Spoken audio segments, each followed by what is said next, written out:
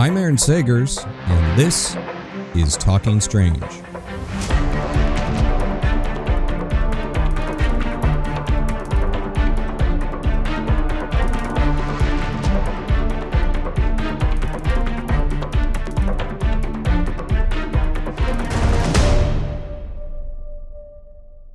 Hey there, spooky nerds, and welcome to Talking Strange, a paranormal pop culture show with the Den of Geek network.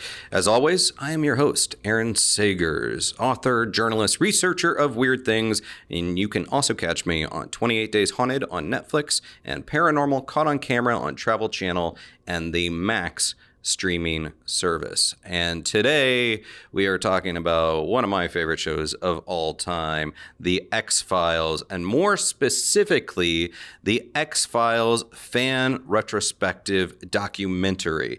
And this documentary explores the impact of the X-Files through the fan community, and by utilizing more than or close to 100 interviews with the cast and creatives.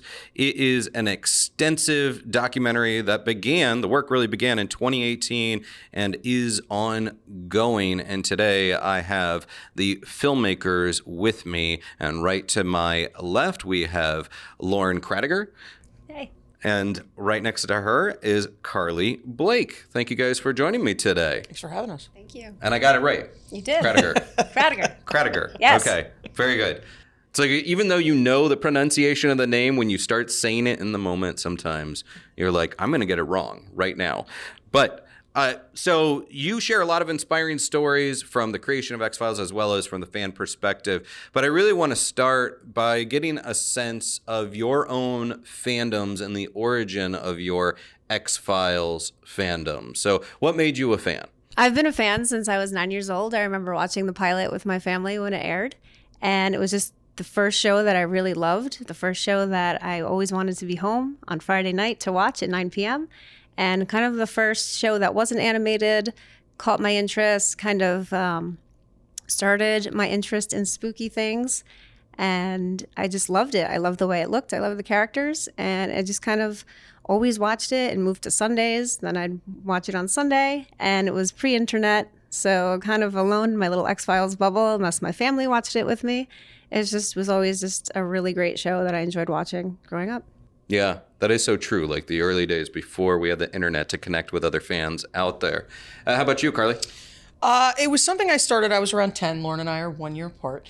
And my father used to watch it. And I lost my dad now 20 years ago. And it was something that we would sit on the couch and either watch that or Star Trek Deep Space Nine. And it was one of those things that it grabbed me, and it was just such a really well-written show. And I was a young kid, but I always had an obsession with certain things. For example, Ghostbusters grabbed me as a young kid, and Twister grabbed me when I was in middle school. And the X-Files was one of those things that just grabbed my attention, and I stuck with it. And I remember watching, like, on Thanksgiving, remember those, like, I think FX had the marathon, and I'd be sitting there watching all of the best ones instead of eating Thanksgiving dinner. And it was just one of those shows that stayed with me all the way through. I think it ended when I was in college. I mean, a freshman in college, something like that. And it stayed with us and kind of revitalized our friendship. And we've allowed this journey to go for as long as it has. I can't believe it's been 6 years. So what would be an episode early on that, would you say, grabbed you, that kind of still sticks with you? Even though there's been a lot of great episodes out there, that kind of like early one that hooked you? Probably Ice from the early season, or Jose Chung's from season 3, just from a comedy standpoint. Yeah. But Ice was probably one of the best written episodes, and it was really, I think, really a telling episode in the beginning of the series. Yeah, that was an episode where we really see sort of it felt like the gelling of the Mulder-Scully relationship, if I recall correctly. And it was that season 1, season 2? Yeah, season 1. I think episode 8, something like that. How about you? Yeah, this was great. Like you said, you kind of saw that they really cared for each other during those scenes. I always really loved the host. Mm-hmm. You just want to say Jersey. I do. I love the Jersey connection. Watching that as a kid terrified me, and I just loved that it was so dimly lit, you couldn't really make out what the creature was, and you really didn't get that many answers. And then at the end, to find out he's still out there was really interesting and fun. And I thought, oh, this is so weird. I'm so scared, but I can't stop watching. Yeah. Is that one of your favorite monsters when we're talking about the Monster of the Week episodes? Was that one of your favorites? Absolutely. Yeah? How about you? She uses it in everything, the host. Okay. We have a million of those. I'm trying to think. One of the ones that freaks me out is actually one of the newer seasons. Mr. Chuckleteeth still freaks me out. Like that ghost, he's not a ghost, but that character, like, see it and I'm like, God, if you put that on a children's television show, no, I'm good. Let's keep it away. Yeah.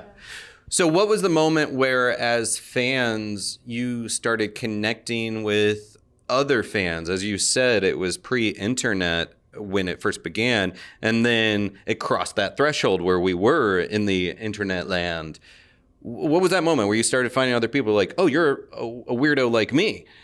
Yes, I remember that because I had an embarrassing X-Files screen name. So I remember going onto message boards, not the official message boards, which is ones that existed within AOL at the time, and kind of listening to other fans and hearing their theories about where it's going, what it could be. Never got into fan fiction, but I knew it existed, and I thought that was really interesting that people were creating friendships over a shared interest of the show. But once that really kicked off, I had strict parental controls on my username, so I couldn't really get too much into it. So unfortunately, that whole internet boom with the fandom and the shared connections, I just kind of scraped the surface of that. My parents had no idea how to put parental controls on. Not that I was doing anything bad, but the same. Like you wait for that dial-up to go through, and then you're talking with fans. But Lauren and I have spoken about, like, once in a while we'd have conversations in school. We knew we didn't have the same social circles, but we knew that the other was a fan of the show, and it's almost like that old water cooler adage. Like, we were in high school, so it was a little bit different, but you kind of connected with fans that way. You found other people like you who loved the show, and you're like, what'd you think of that one? Or what did you know? Mm-hmm. But you knew you were a nerd at the same time before it was cool, so you're like, oh, we got to be quiet about it. That, we're super nerds, but we can't be too loud. I was never quiet about it. I'm still not quiet about it. Yeah, I guess I wasn't too quiet. I've never been a quiet person, so. Well, the nerds rule the earth now. That's true. But back in the day, I totally relate to what you're saying, because there was this element of, I'm into this thing, and yeah, I'm kind of keeping kind of chill about it, not trying to hide who I am, but keeping chill because you don't know who else embraces it or not. But once that chatter starts to begin amongst two people or more, you're like, oh, my tribe. I have found my people. So as far as finding people, talk about your guys' friendship, because since high school, you said you've been friends? We've known each other since high school. Carly and I were acquaintances in high school. Yeah. And I always make that distinction because really the show, the X-Files, is what brought us back. And now she's one of my closest friends.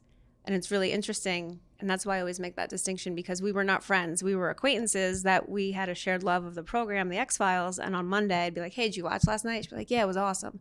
I really like this, or I really like that, or what do you think is going to happen? And that would be it. That was the extent of it. And then in 2018, Carly, who, as she had mentioned, she's a year older than me, she had friended me on Facebook. And in 2018, she wrote, where are my NYC X-Files fans at? And on Facebook, I'll just browse. I don't really respond. But for whatever reason, and I know it was because of X-Files, I felt compelled to say, me, always and forever. X-Files, NYC area, totally. And then she had sent me a message. I was like, hey, do you want to go to this event with me in the city? I said, sure. And that's how we met up. And that's where we started speaking to other fans. And that's where this idea really came from, was just meeting up on a whim and because of the X-Files. What was that initial event? Was it the New York Comic Con screening or panel? It was a listening party with David Duchovny that's right. and his band. Okay. So it was X-Files adjacent. Yeah. And we had been waiting outside. That's right. And we were speaking with other fans, and people were like, oh, kind of followed his career because I used to watch the X-Files, or, I'm here because I don't know about his singing, but I know I appreciate his acting and writing, so I'm here to check this out. So kind of saw a common thread that we had all grown up watching the X-Files, and we kind of followed his career, and now we're standing outside of this music venue in the city. So it was really interesting to hear initially everyone's kind of thoughts about why they were there and what the show meant to them. And it's kind of where it took off. It's one thing to gather at an event and reunite with an old friend or an acquaintance that then becomes a friend. But then it's quite another thing to say, we should make a documentary and dedicate a lot of our life, our time, our energy to this. So what was that conversation as far as like, yeah, let's do something about this? You know what it was? I think a lot of it was we met people like us that were passionate about the show for various reasons. It had saved their life in one way or another, or it was their relationship, like in my case, to my dad. A lot of those stories grab people. And we thought, wow, there's something here. And we both had experience, in marketing and production, and we thought we could put this together. And it started small, and we realized we could reach people, whether it be fans or even cast members, just via people we met, and we did. And it started small, and it just kept growing and growing and growing. So that's where we are today. I think that's an exciting element about it, because you are somewhat, you were situated, you were already kind of primed to do this kind of work because of your professional backgrounds, because you'd worked in sports production, right? You both had worked in various elements of marketing and production, correct? Yeah. So you have the skills and the ability to put this thing together. It's like this was the role you were born to play. Yes. Our husbands don't necessarily agree, but Are they not X-Files fans? No. We Neither one haven't of them left them are. yet. I mean, we're not sure how we've stayed with them so long. No. Oh my goodness. Is there like a collective eye roll of like, oh, they're doing X-Files talk now, we're gonna just... Actually, yes. Yes, pretty much. accurate. That's very accurate, yeah. I love that though. Yes. So what have been some of the challenges with being a small team and attacking this documentary for over the span of multiple years, a global pandemic, and really going out there and finding all of these interviews? What have some of the challenges been? Well, for sure, as Carly had mentioned, we kind of just decided to create this documentary.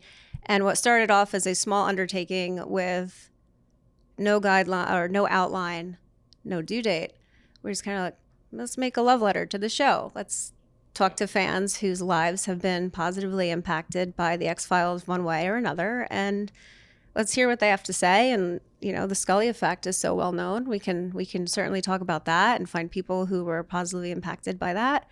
And it got a little bit bigger as time went on, and then we're like, well, what if we reached out to some of the cast and crew? Not necessarily David Duchovny and Gillian Anderson, but those who were not at Comic-Con, those who are not often given the spotlight, and see what their memories are creating the show that, 20 years later, 25 years later, at this point, was still so popular, and it resonates with so many people.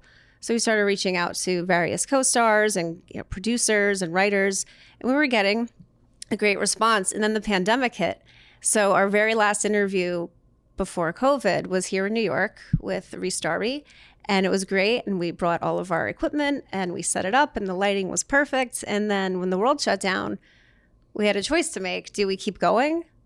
Do we try to see how long this plays out and pick it up in a year or whenever things go back to normal? But, we once again kind of looked at the X-Files and thought, don't give up. So we did what we could, and we embraced Zoom, just like a lot of companies were doing. And by doing that, we had gone from this is going to look perfect and we're going to play with the sound and everyone's going to have a great mic and lighting.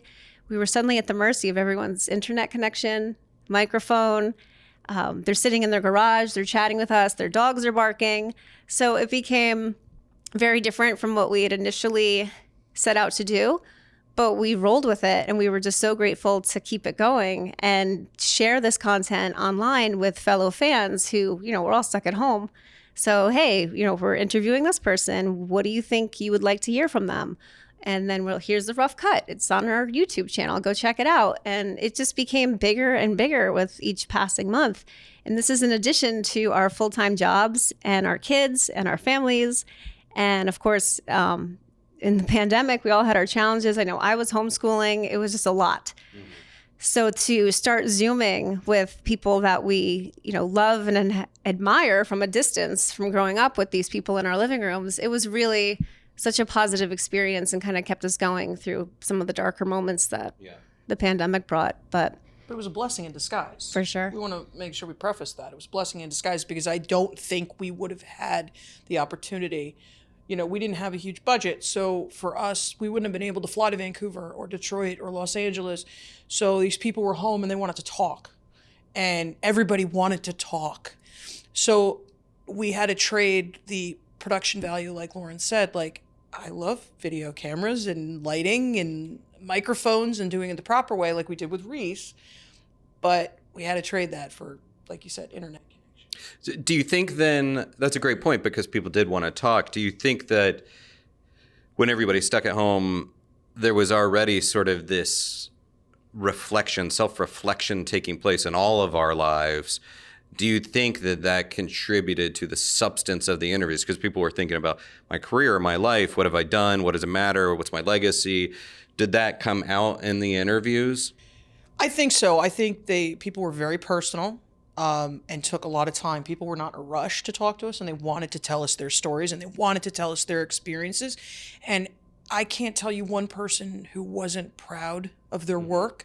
And we're grateful for the work and experiences they had on the show. I mean, every single person had a positive experience. And having worked in the industry myself for a long time, that is not the case all the time. I've had so many horror stories of productions and stuff like that, and I won't go into detail, but, these people were so grateful for their experiences on their show and the time that they spent on the show. And because of that, they were gracious with their time and their stories. And Lauren and I are sitting there like, wow, we're hearing the nitty gritty of what went on. And the good thing, everything was positive. There was no negative. And I think you're right. And I think like you've seen shows like X-Files shot up in viewership during COVID, and people were so excited to talk about it. They're like, hey, I think, what was it? Lori Holden watched the show again so that she could really relive what she had done on it. And she wanted to make sure everything she had knew and talked about was fresh. We were so appreciative of that. So it was a wonderful experience. There's a lot of projects out there that people will reflect fondly on their work on it, but at the end of the day, it's a job, and it's, hey, I'm lucky to have had a paycheck. I worked long nights in Vancouver, cold nights in Vancouver, and did 26 episode seasons or whatever. But then I wrap up, move on with my life, etc. What is it about the X-Files itself that you've come to think was special about that production that people are so fond of it after the fact and still talking about it 25 years later? Do you want to jump in on that first? Sure. I mean, I know that I loved hearing the stories from the art and production department.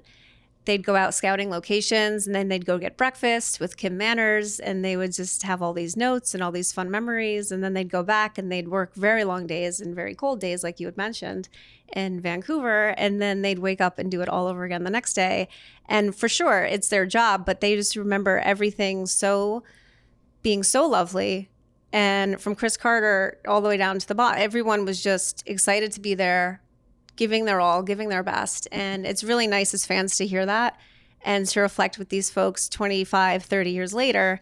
And then what we like to do is say, we've spoken to enough fans now, just in case you haven't heard it lately, thank you for all of that hard work and dedication. And one of the surprising things for both of us was, some people would say, oh, it's really nice, you don't have to say that, or something like that. But we'd also have people crying on the Zoom call because they just hadn't been, I don't want to say properly thanked, but properly thanked recently for a show that still resonates with so many and is still so popular. And they're just really proud of it. And they just remember it being exhausting, but really great and friendly and fun.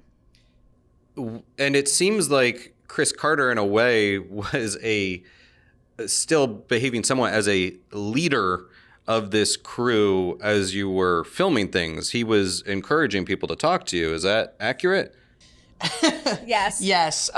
He had heard there were certain people that we were interested in interviewing or wanted to. Actually, I think one of them was a reboot interview. We had spoken briefly with him at one of the Comic-Con events, and he called that actor for us, and we got a call the next day, and he said, well, we were told we should interview with you. And we're like, okay. I mean, this was months later. We hadn't heard from and this happens. You're dealing with agents. I don't put it on the actors. You're dealing with agents and managers, and we've had to go through the back door just like everybody else. And a lot of times you don't get answers back, and sometimes social media helps and whatnot. But yeah, this actor reached out to us directly and said, let's do it. Let's talk. And he was gracious, and it was awesome. That was Mitch, right? It was Mitch, yeah. Right. So, that's a part of, you can see that in the clips online. Right, you can see it. He says, Chris told me to talk to you guys. Yeah. But of course, Mitch Pileggi, right? Or is it Pileggi? Pileggi, that played Skinner. Yeah, so were there other moments during this process where you had sort of the gates open and you felt like, oh, okay, we're really kind of cooking now? Yes. I think the interviews with Chris. Well, I think it was surreal. It was prior to that, the Pentagon had released, sure, there's aliens. And everyone was kind of just so focused on other news. But as an X-Files fan, I felt so validated. And I was like, Carly, now's the time. Now we have to ask Chris Carter for an interview. And she's like, who is this? And I said, we have to do this. Now's the time. The stars are aligning. We've got all these great interviews. We've got this online presence now. We're interacting with fans daily or weekly. And everyone's kind of sharing their personal stories and struggles and how the X-Files helped them. And we've got all these wonderful interviews from cast and crew behind the scenes. I said, we have to go for Chris Carter. And we were just so excited. We just never thought we thought perhaps he would speak to us, but it's gotten to the point where we've spoken to him several times, and he's just so gracious with his time, and he's just a great guy. And thank goodness, because we'd been crushed and we would have scrapped the whole thing. Yeah. But we felt that. I think we felt that way with anybody who we interviewed. If we had gotten an interview and they had really been a nasty person or were not gracious with their time, you get that crushing feeling. I know anybody who's met their favorite people. We did not feel that way with anybody. We were so grateful for everybody was so gracious and so incredible and so sweet. We were very lucky. Yes. I don't think we had any negative. No, everyone was wonderful, but it was that time where everything kind of aligned, and we're like, we have to see if we can get Chris Carter. Yeah. That would be the ultimate, right? So that we went for it. You referenced sort of the UFO or UAP congressional reports that started coming out.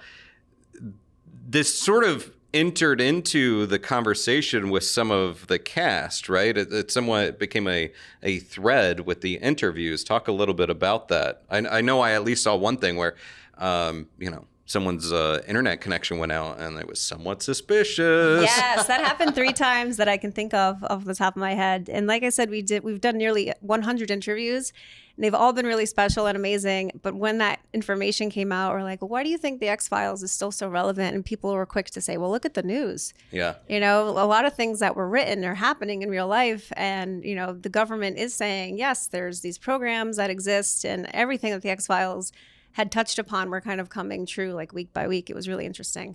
And then as soon as they would say that, their internet would go out or their phone would get disconnected. It's happened at least 3 times, and it became this running joke. We're like, this isn't the first time it happened. It's okay. And they're like, oh my goodness. It was just a lot of fun. And you can tell that our interviews are a bit laid back. Yeah. And they're fun, and they go on for quite a bit. But that definitely came up time and time again. And another piece that came up was how Chris Carter was predicting the future. I was just going to say that. Like, it's come up quite a few times. Right. Like, he knows what's happening. Look at 2023, 2024. Like, what is going on? The conspiracies.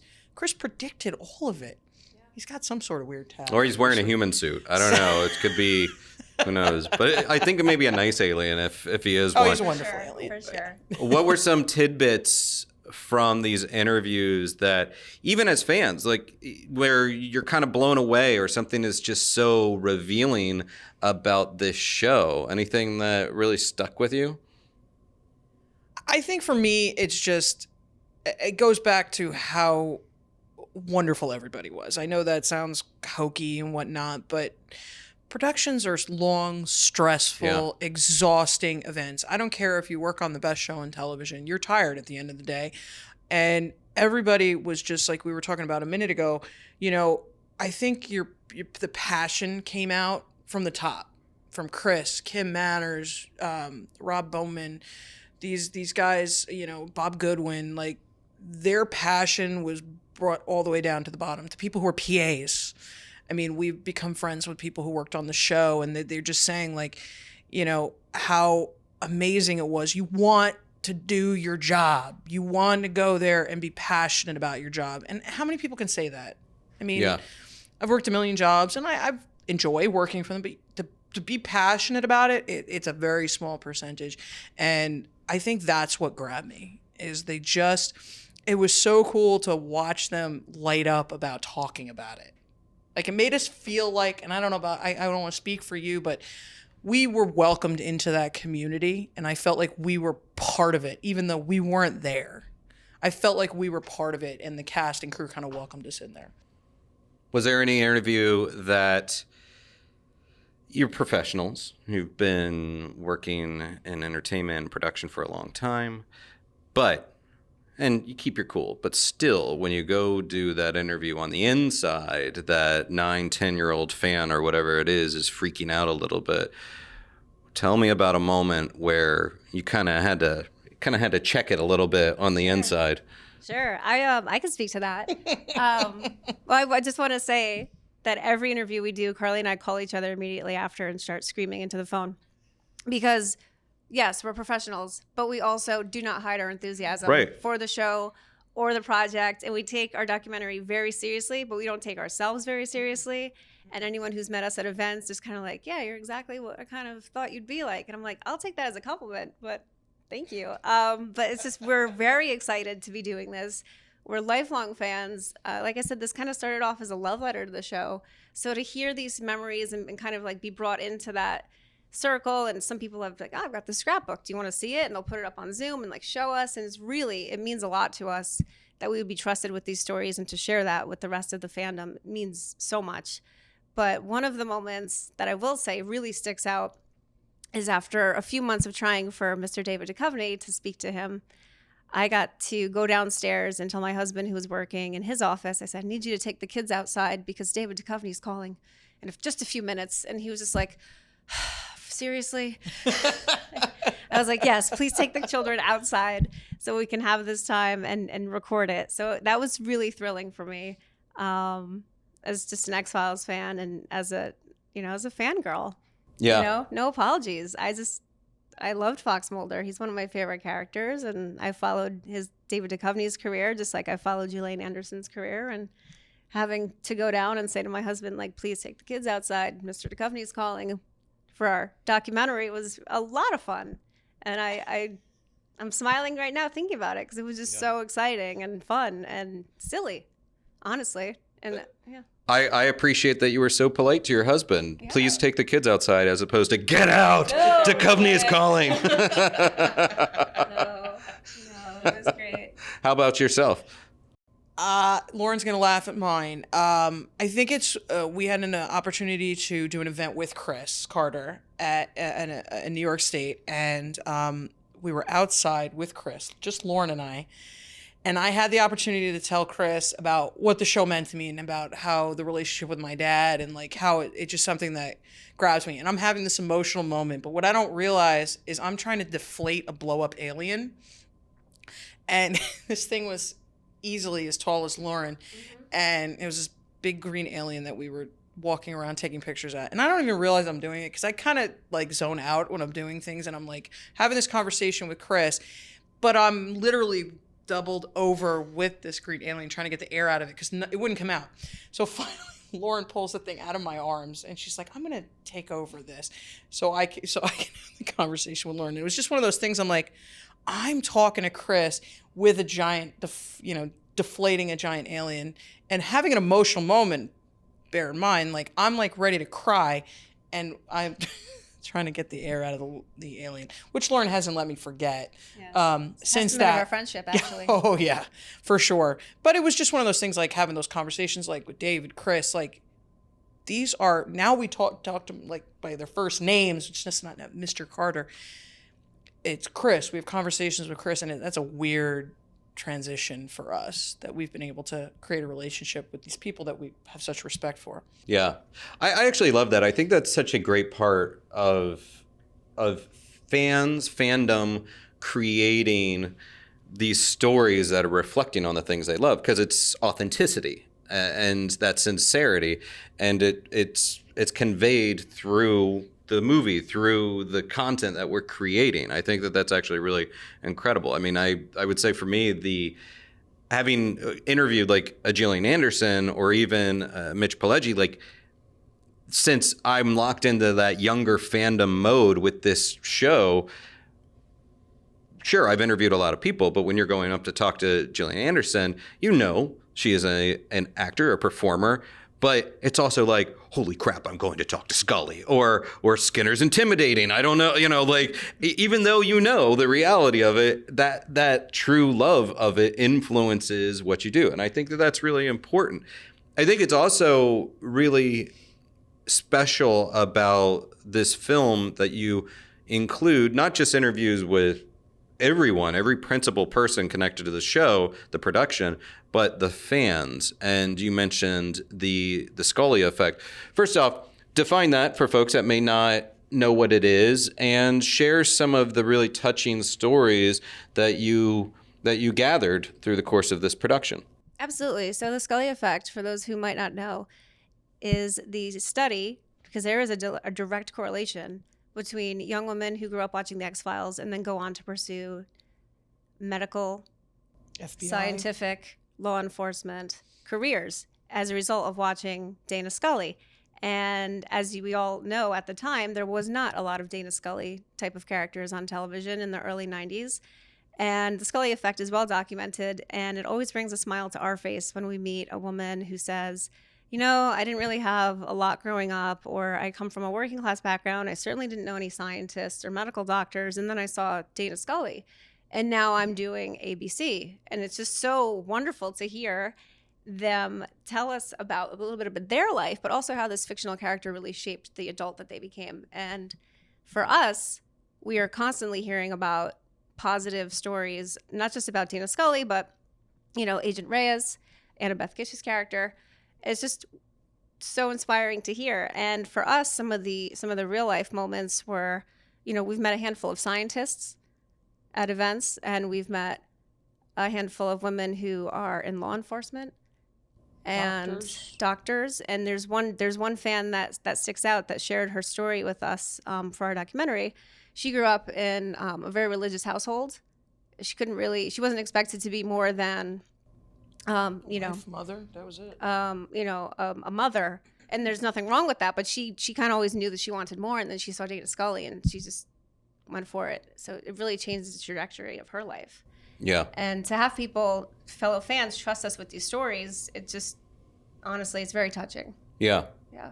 Well, how about yourself, Carly? Since you've mentioned the relationship with your father and being fans together, was there an interview that you had that kind of harkened back to your own personal story, or something that felt very important?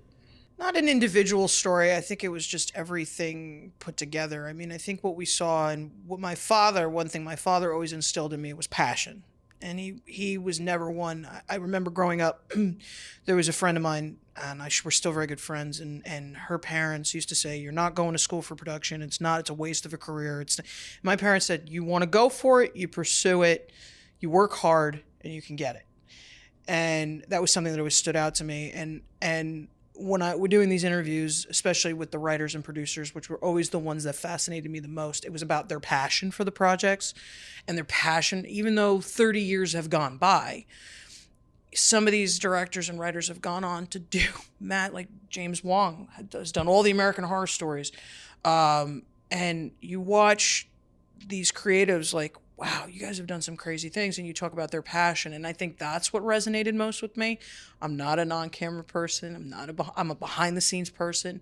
And so for me, those are the stories that grab me. And the Scully, I think from my aspect, the Scully effect is more about her strength, less about the science aspect. My sister's a scientist, but she never watched the X-Files, so I have to preface that.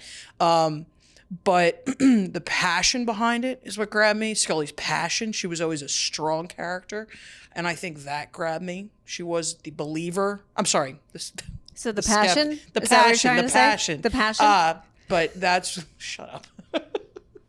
But that's what grabbed me, is the passion for her character and where it came from, which we had talked about, like Kim Manners, being behind that.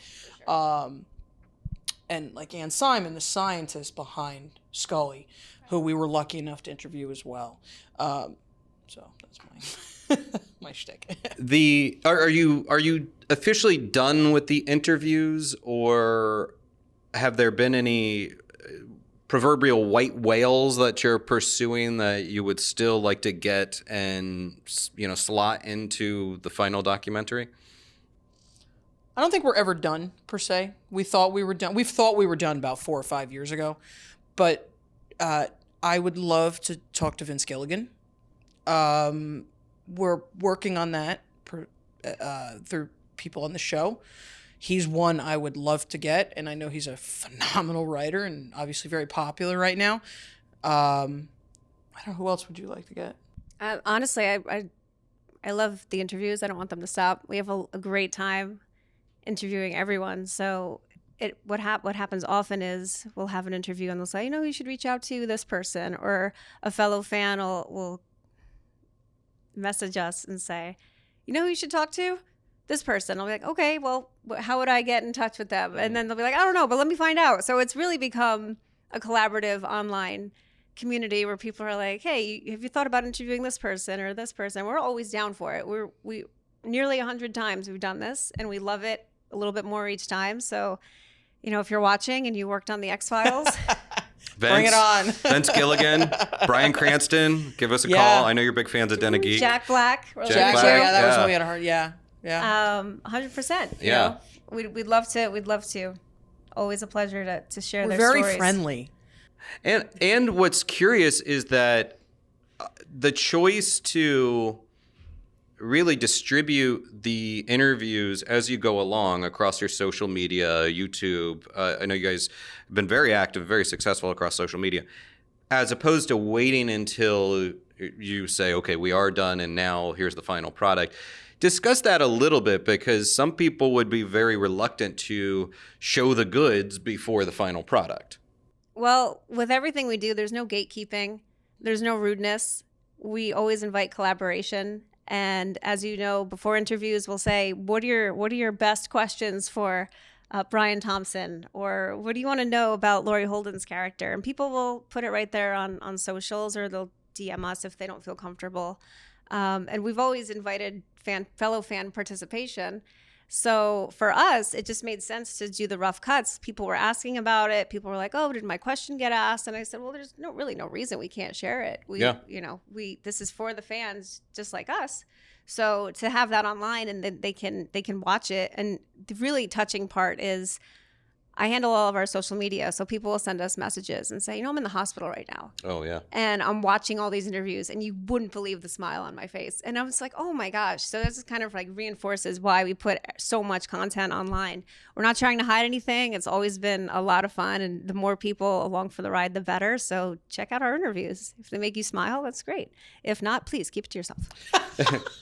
You're in this unique position where, as you said, you were happy being behind the camera, the production person, but now this thing has evolved in a way that you're out there in the world interacting with the fan community in person, especially now that we're all back in real life again. Speak about that and how exciting, cool it is, but also sometimes how weird it is, and some of the opportunities that have emerged from your work. Why don't you start on that, Carly? I think you've hit the nail on both. Is we love being out and interacting with people. We're very friendly. We don't bite. And our stories are incredible. The two of us go out into a public setting and it's almost dangerous. I'm just teasing. We have a blast. We love talking to people. We love having a good time, but then as you said, all of a sudden people are like, hey, can we get our picture with you? We're like, okay. Like somebody asked us for our autograph at an event and we're like, why? We were like on our way to the airport. We were kind of running out of this event and someone was like, can you sign our book? And we're, sure, why not? It is a surreal thing. I think the whole thing for us has been a surreal event. We never thought we'd get Chris or David or Gillian, even Mitch. But as we've checked off every box, we're like, hey, we can actually do this. And we're just having a blast doing it. We're having like Lauren said, we don't want this to end because we've created an incredible relationship out of it. I consider Lauren one of my best friends some days, but we're just having so much fun with this. I mean, who can say that somebody can say that we're watching a TV show from the time we're 9, 10 years old. We're now in our 40s. And not yet. 2 weeks. Okay, I'm in my 40s. And we're not only still talking about it, but we've created a project that people are watching around the world. Like, that blows my mind. But you're also doing good work with it. There's opportunities such as doing the Awesome Con, DC Awesome Con, and then you're raising money, you're fundraising for good causes as well, right? Plug those causes, actually, and Sure, talk about for the work sure. you've That's done all for it. this one. So Carly will tell you, I don't like to sit still. When the documentary we thought was winding down, I thought it would be really interesting to kind of take our love for the show on the road, especially because there was not a lot of talk about the 30th anniversary at any of the Comic Cons or any of the Awesome Con. Nothing was really kind of showing up. So I said to Carly, I think we need to do something about this. So I applied for Awesome Con and we were selected. And for 3 days we had a booth and we talked about X-Files and how it was, celebrating its 30th anniversary. And we've met a ton of people that were like, this is so great. Marvel, X-Files. Thank you for coming. And we were just like, this is wonderful. Because we were the only X-Files presence there. And by being in DC Awesome Con, we had all of that fan interaction and people were stopping by in all different age groups. We had a few people cosplaying as Scully. It was really cute.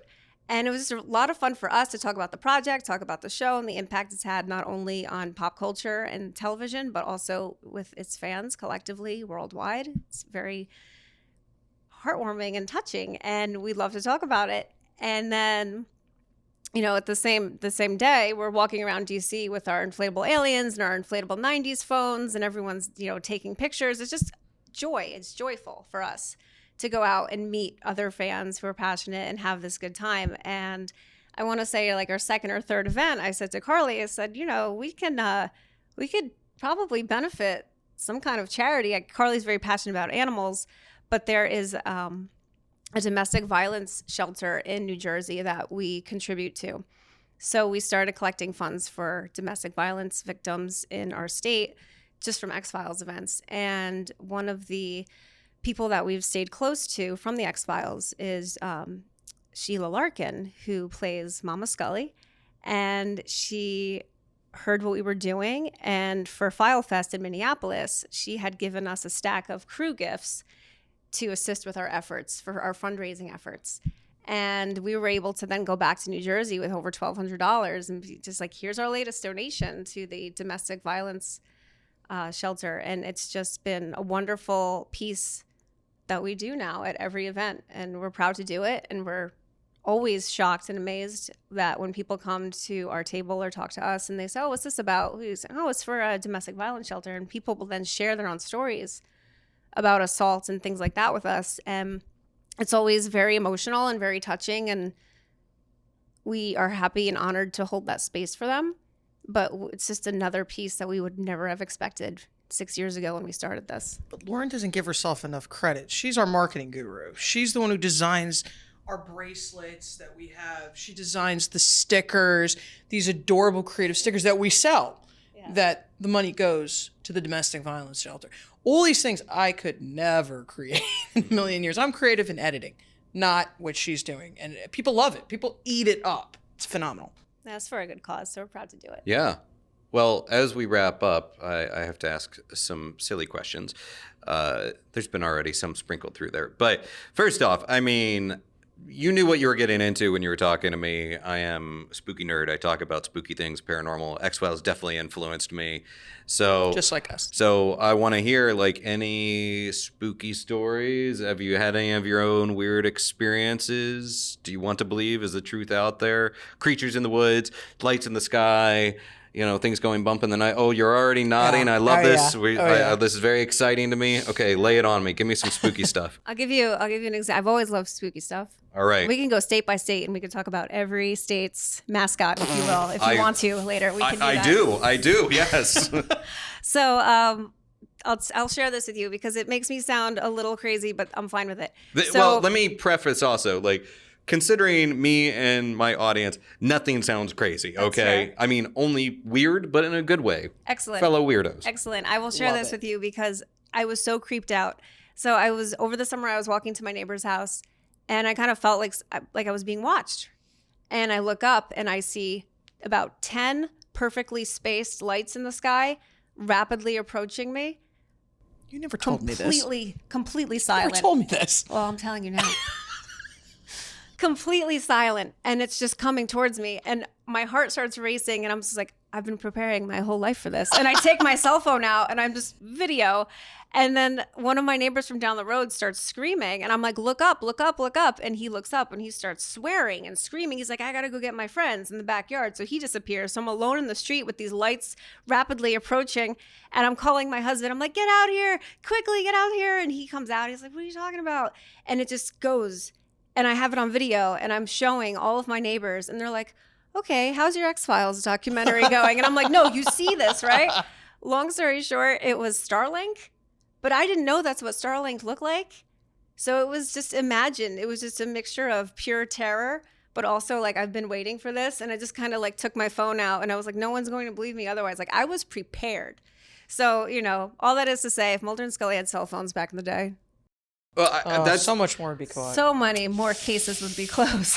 I mean, that is a whole thing that first off, from the preparing for this your whole life, I say this often. I'm like, when stuff gets real, when we see lights in the sky, when the mothership arrives, I think my lifetime of being a nerd has prepared me for this, because I think I won't be freaking out. Like, instead, I think I'm gonna be like, all right, kind of expected it was going to happen. Right. Like this is the moment. Like, but I mean, the other element to that is, even since the reboot came out, when was the reboot? Was it 2018? Yeah, 2018.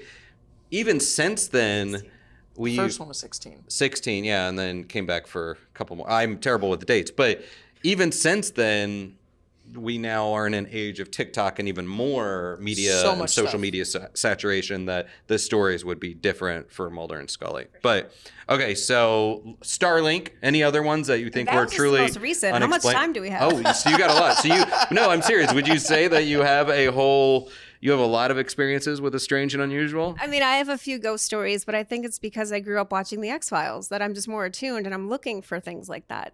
So it's not out of the realm of possibility for me when I see these things or when I experience these things. I kind of keep an open mind, which, that to the show's credit, I think that instilled a healthy curiosity in me. And, you know, but yeah, I have a few. But I'm not letting you off the hook yet, Carly. Right, we'll get to you. Wait, hold on a second. I want to hear, give me one ghost story. Okay. The one thing that remains somewhat unexplained for you. Okay, so I can't believe I'm sharing this, but I do believe I'm sharing this.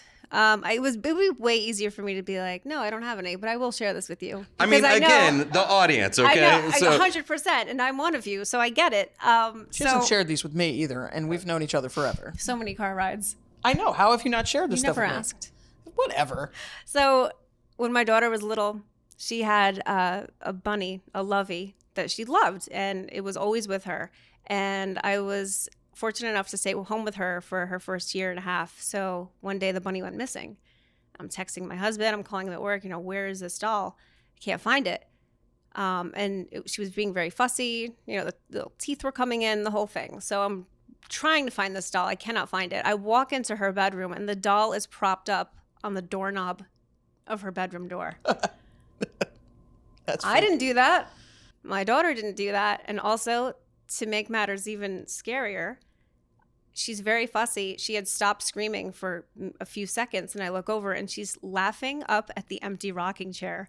So I just found the doll propped up on the on the doorknob. She's stopped screaming and is now fully engaged with literally nothing that I can see in the rocking chair. And I was just like, well, okay.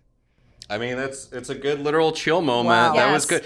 But I would say creepy, yes, because it's some strange phenomena. However, it sounds like whatever this was looking after your daughter. Got the bunny back 100%. and was looking after her. 100%. So No complaints. So all right. That's freaky. That's a good one. All right, now Carly, go for it. Okay, so mine are ghost related as well. I lost a bunch of people in a very short time, and we bought a house with my great aunt who passed away. She died in the house. So nothing unusual at first, and we started to have a few little things when we did construction on the house. My dog used to stare at like open spaces would bark. Then when we put our second level on, lights would go on and off in the middle of the night. Nothing crazy. Now, let me preface it. When my father first died, I woke up to seeing him the next day, standing in his weird flannel shirt, like clear as day. I freaked me out. I closed my eyes. This was before I got into like the paranormal shows, like Paranormal Caught on Camera, one of my favorite shows. Love that show. And like My Haunted House. I watched these shows religiously. Didn't back then. So closed my eyes. This was 20 years ago. So fast forward, my daughter is about, I want to say 18 months old, and we had a camera over her bed. And one day I'm checking the camera, and there is a massive orb over the bed. And I'm like, what the hell is that? I'm freaked out because it's a heat sensor. Well, I took a picture of it. Well, the picture's gone. Completely disappeared from my phone. I cannot find it. A couple of months later, all of a sudden, my daughter, it's middle of the night, starts talking. And she's 18 months, so not really talking, but gibberish. Wakes up, starts talking. All of a sudden, the shower turns on. Wakes me up, and my daughter stops talking. And I'm like, what the hell is going on? I'm convinced it was my dad, like coming in and doing like little things, always watching over my daughter. Not as freaky as your rocking chair moving, but I'm not nervous by the energy because I am convinced it's either my father or my great aunt who owned the house. But I'll tell you, waking up in the middle of the night to the shower turning on and my daughter talking, it freaked me out. But never been offended by the energy. I watch these like haunted house shows. I'm like, oh my God, I could never live in these like aggressive energy houses. But I've never been offended by the energy, if you will. That's great. That's creepy. Yeah, I love it. I love it. That stuff. All right, 2 more questions. Well, a bunch of people in my friendship group have various tattoos that are very X-Files inspired, and including a group of people that got I think it was from the Jersey Devil episode, the sketch of, they have a tattoo of that. So as fans, as filmmakers of the retrospective, what would be sort of your deep cut or fan tattoo dedicated to the X-Files? It could be, I don't know, what it could be anything really, but what would be yours? I've thought about this before. I know you have. I'm partial to the oversized 90s cell phone. I really love that. I have a sticker with a traditional tattoo drawing of Mulder and Scully and a heart, which I really love. You have a sticker of that, right? Yeah, yes, I do. Yeah. Yes, yeah. I think that's beautiful. It's so beautiful. I just think the truth is out there, obviously. Yeah, I think I'd have to go with like a Trust mainstay no like one. that, like trust no Deny one. everything. Yeah. You know, Mark Snow had mentioned that one of the weirdest ones or coolest ones he had seen was the notes on a doctor, right? Wasn't it a doctor? on her back. Like all the way down her back with the notes. Somebody from Australia, I think, of the theme song all the way. He was like blown away by that. Like, That's see, what I you think would that's get? kind of cool. I don't know if that's what I'd get, but like I think it's subtle because you don't know what it is, but like yet it's honoring the show. That would be kind of cool. I'm terrified of needles. You can't go by me. I'd put a sticker on a little myself. chuckle teeth Yeah, that's where I'm going, right in the middle of my forehead. behind the neck. Oh God, Brandon would be done. Do it. I have seen the 90s cell phone. It's that's a kinda Mulder cool. It's Me and then 90s cell phone. Yeah, I like the Mulder It's Tattoo, Me. yeah. Yeah. It's cute. And I guess really, how can people keep up with your work, keep track of the film, and what is next for this entire production? You guys got a lot of stuff lined up for 2024. We do. So we're really excited about our New York City screening in 2024 with Chris Carter. Super excited about that. So if you're in the tri-state area or anywhere really, come on down. Fly out, come on. We're looking at May. It'll be beautiful. It'll be fun. We'll do a screening and a Q&A and just a lot of fun touches that you've come to expect from us. Super excited about that. And we're on Twitter or X. We are on Instagram, and our website is the xfiles25.com. You can link to all of our socials there. You could drop us a line. We've got an active email account. You can slide into our DMs. I know that's not what that's meant, but I can't help myself. And you have the NYC event. Elder millennial. I can't. I'm very excited. I'm very excited to check it out. I feel like we've reached the limit. We're cracking up now. We're falling apart. but it's a good thing to talk about and fall apart over is the X-Files. Agreed. And the X-Files Fan Retrospective documentary. My guests are Carly Blake and Lauren Krediger, and we have been talking about the X-Files Fan Retrospective. You can check out their work on YouTube, on social media, and soon to check out the final finished product of the documentary. And this has been Talking Strange. I'm Aaron Sagers, and until next time, be kind, stay spooky, and keep it weird.